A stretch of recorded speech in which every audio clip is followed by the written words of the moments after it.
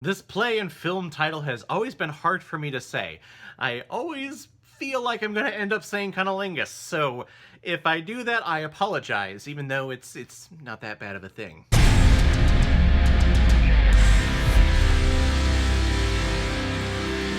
Coriolanus! Yes! Released in 2011 and is directed by and starring Ralph Fiennes, which this is his directorial debut.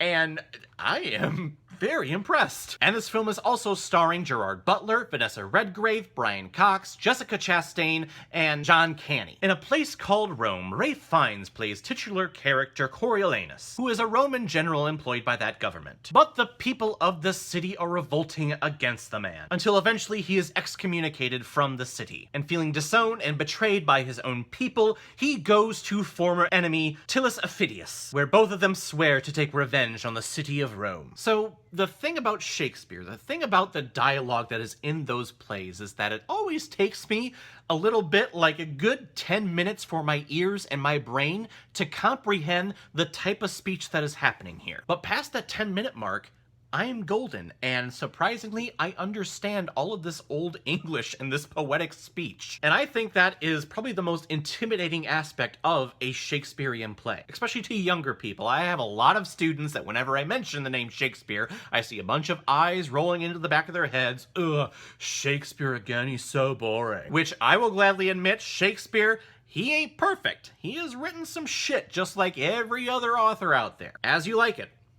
Not one of my favorites. But really the reason why Shakespeare is so universal and is one of the greatest playwrights and one of the most universally known playwrights in the world is because all of his themes and his characters are just regular, normal day people. With Romeo and Juliet, we have themes of love, just young love, and defiance from older generations. Hamlet is almost a detective story and a story about revenge, trying to out the people that did him wrong and killed his father. Macbeth is about drive, it is about greed, it is about power. And with Coriolanus, it is about, really, when we're watching this movie, it's about abandonment. And that's an emotion that everyone has felt. If you're working at a job and you put all of your hard work into an aspect or to a project and someone else gets credit for it or someone else gets a promotion over you, you feel abandonment, you feel envious. You feel like you want to take revenge on something. And that's exactly what happens to Coriolanus here. So whenever you see the name Shakespeare attached to something, don't write it off, please. I implore you,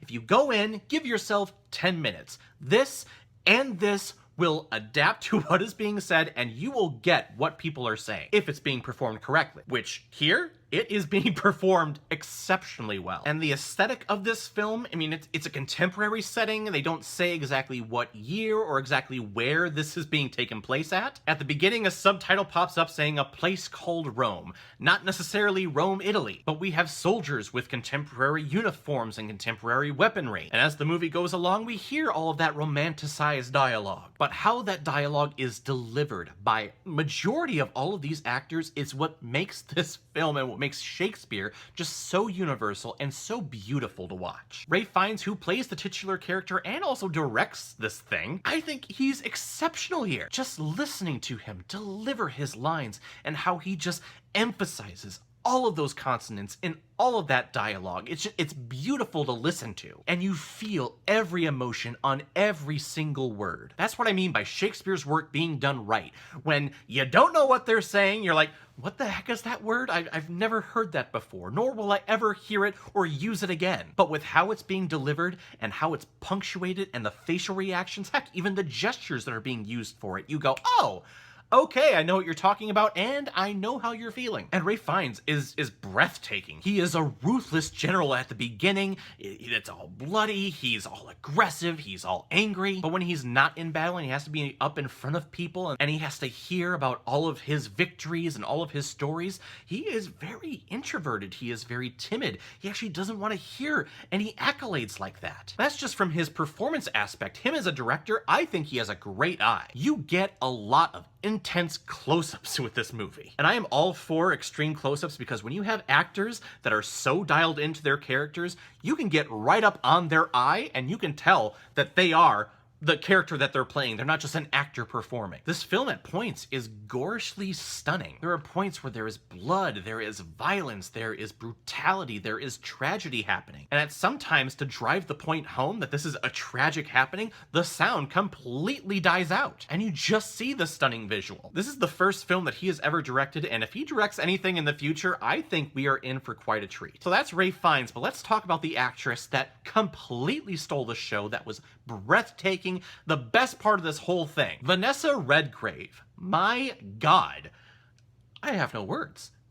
She was incredible. And she really looked familiar, so I went through her filmography. The only thing that I have seen her in when it comes to film is the first Mission Impossible movie. It's almost like 25 years ago. Like, wow. But her performance is just jaw-dropping. If there is any reason to check this version of this play and of this movie out, it's for her. Because like I said with Ralph Fiennes, just the intent, the energy that is put behind the line itself from Vanessa is incredible. And I know I say this word a lot, but it is absolutely beautiful to hear and to listen to. Brian Cox actually shockingly does a great job too.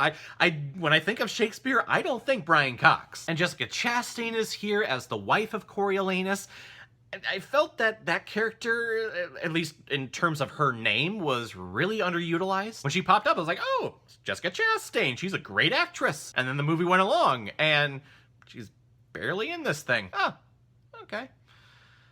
Moving on. I think the only black mark on this movie is Gerard Butler. I don't know, I wasn't connecting with him. He wasn't terrible by any means, but the dialogue, I think, was just, it was a little too much for him. Or at least I wasn't feeling like he was living on the line itself, which you can tell who is classically trained as an actor in this movie. Ralph Fiennes, Vanessa Redgrave, they're all focused on the intent of the line itself. Not taking dramatic pauses, not looking at, oh, what's between the lines. No, we are focused what's on the line. What is the intent of the line? How can we move that to drive the story along? Because that's what Shakespeare did. It's a lot of talking. Because back then, they didn't have very expensive scenery. They couldn't do a big spectacle like you see with a lot of stage theater now. So in order to engage people's minds and to tell people where they were, they had to describe what was happening. Describe the palace that they are in, or describe the forest that they go to. I'm just blown away by this. I am shocked that I liked this so much when this first started, and I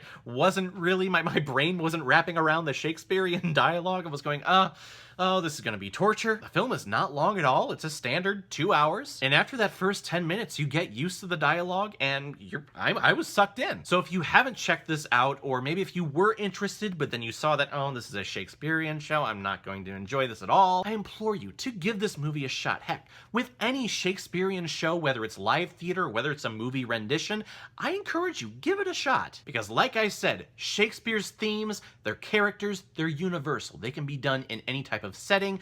They're timeless. They can be done at any point in the history of the world. You can do Romeo and Juliet in classic Verona, Italy, or you can do it on the Starship Enterprise. Those characters and those themes can happen anywhere, and they do happen anywhere. So I'm going to give Coriolanus 4 out of 5 Blu-rays. It's good. It's good.